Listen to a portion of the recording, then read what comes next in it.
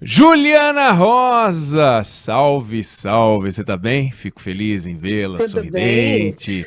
Que Vem. sumiu, Ineg? Só porque Não, o não coelhinho sumi, da não. Páscoa chegou, foi isso? Eu queria fugir do chocolate, não é assim também não. Eu precisava tomar cuidado. Não é fácil É, não, né? não, aí tirei uma semaninha de folga. Ô, Juliana, me Delícia. conta uma coisa. Você tá de olho em alguns problemas? A última vez que a gente conversou, a gente falou muito de inflação. E, obviamente, a consequência da inflação é aumento por pressão salarial. Obviamente, no mundo privado, as pessoas têm pouco recurso para pressionar, porque as categorias estão desarranjadas, porque os setores empresariais estão complicados e tal. Agora, no setor público, o dinheiro entra, porque ele vem dos impostos, então é como se fosse uma empresa com receita garantida, e você tem uma pressão por aumento salarial. Começa aqui, depois passa por lá. Você teve em Minas Gerais, você teve a greve dos policiais, que aliás é uma greve inconstitucional.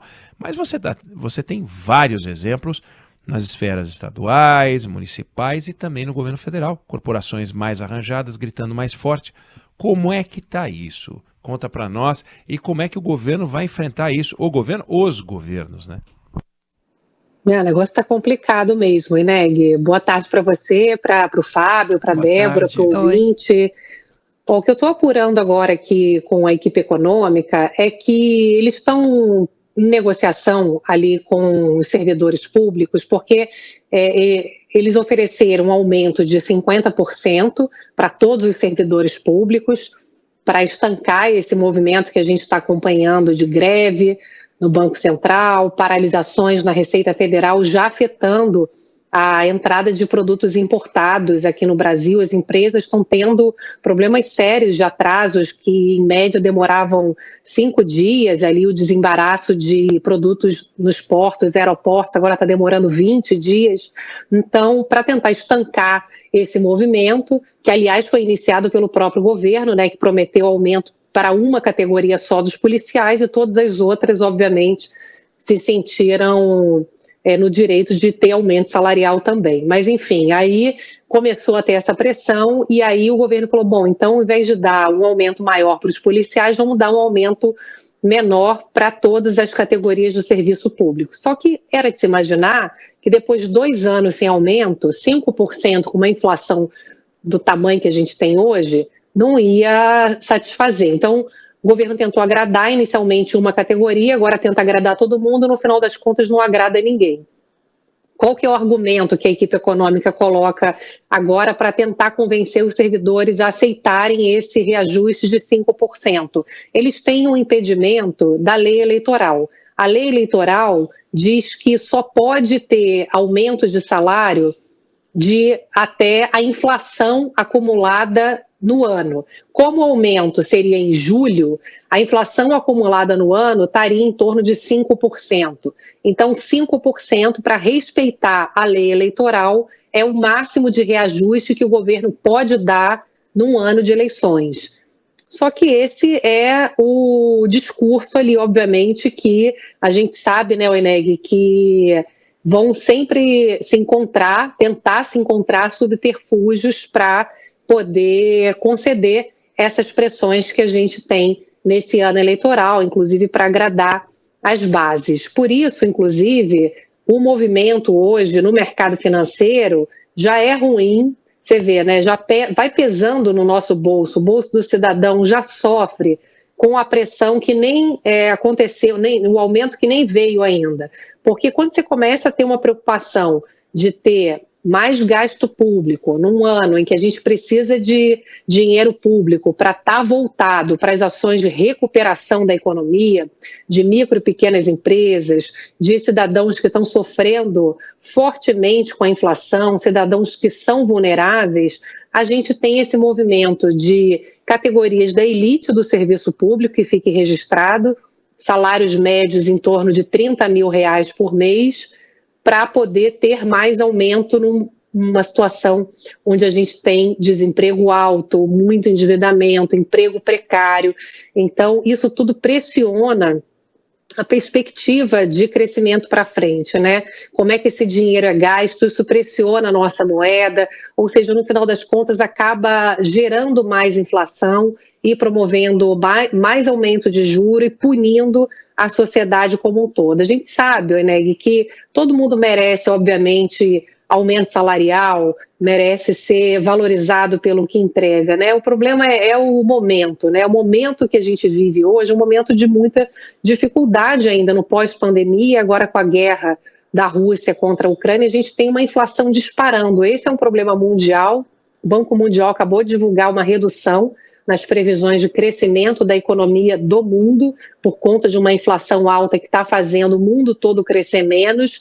E nesse momento a gente tem aqui no Brasil uma discussão de usar uma sobra que se tem de arrecadação para promover aumento de salários. Então é uma situação delicada, a gente sabe que o governo ficou ali também pressionado porque a gente começou a ter problema sério agora de paralisações afetando indicadores econômicos, afetando a entrada de mercadorias, prejudicando o funcionamento de empresas que dependem de matérias-primas, de material importado para poder produzir aqui dentro do Brasil, ou seja, gerando mais aumento de custo, e precisou dar uma resposta para tentar estancar um movimento que começou a se perder ali, virando uma bola de neve. Agora, o que vai acontecer, Eneg, ninguém sabe, porque você tem uma lei eleitoral que, como a equipe econômica está me dizendo, impede que o reajuste seja maior que 5%, como é que servidores vão querer aumentos maiores? Qual vai ser a solução para esse impasse? E no final das contas, né, que tipo de solução pode ser encontrada que possa ainda penalizar mais ainda a população mais vulnerável? A gente começa a semana de novo nesse embate de gasto público, greve e como é que se usa o dinheiro público nesse momento, né? Não, e sem dúvida aí com aquela discussão sobre como as corporações elas conseguem controlar e direcionar a discussão do Estado brasileiro, porque nessa hora é o que se discute, nessa hora as reformas ficam de lado e o mais importante é discutir os interesses dos grupos organizados, que eu imagino que seja um problema que não é só brasileiro, mas que no Brasil alcançou um limite impressionante, né, Juliana? É impressionante isso que você colocou, né, Eneg? São sempre os mesmos, a elite que faz a pauta ali do Congresso, né? Queria lembrar que a gente até agora não tem a liberação do Refis, micro e pequenas empresas que, inclusive, muitas perderam o Simples porque não estão conseguindo pagar impostos atrasados. O Simples permite que as pessoas paguem menos impostos. Você perde o Simples, você paga mais imposto. O Congresso derrubou o veto do presidente para poder permitir que micro e pequenas empresas refinanciem suas dívidas para voltar a ter acesso ao Simples, né, com imposto mais baixo. A gente sabe que muita gente acabou abrindo um negócio próprio, virou empreendedor individual por falta de opção. Então, você tem outras prioridades nesse momento de uso do dinheiro público, de subsídio, de contribuição. Setor artístico, cultural também tem projetos no Congresso para proteger agora esse retorno de um segmento que está arrasado. Tem uma série de pedidos de prefeituras para poder subsidiar transporte público nesse momento de combustível tão elevado, ou seja, a gente tem outras prioridades, mas como você falou, a pauta acaba sendo dominada por interesses de uma minoria que tem poder e consegue normalmente benesses, enquanto a maioria acaba ficando de lado com as suas necessidades tão urgentes.